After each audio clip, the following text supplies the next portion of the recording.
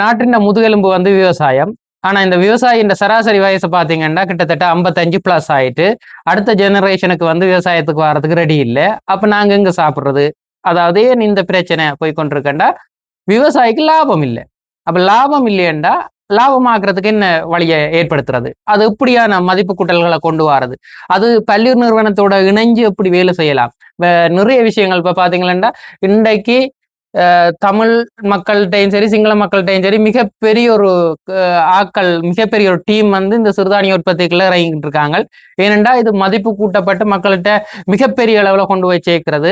இந்த விஷயம் மட்டுமில்ல, இனி வருங்காலத்துல எப்படியான மதிப்பு கூட்டல பல்லுயிர் நிறுவனம் எப்படியான விவசாயிகளோட இணைந்து செய்ய போகுது என்ற விஷயத்தை பற்றி கதைக்கிறதுக்கு வார 28, 29, 30 திருவள்ளுவர் கலாச்சார மன்றத்தில் நடக்கிற எக்ஸிபிஷன்ல அதுவும் சேம்பர் ஆஃப் இண்டஸ்ட்ரியால நடக்கிற நைட் எக்ஸிபிஷனுக்கு வாங்க.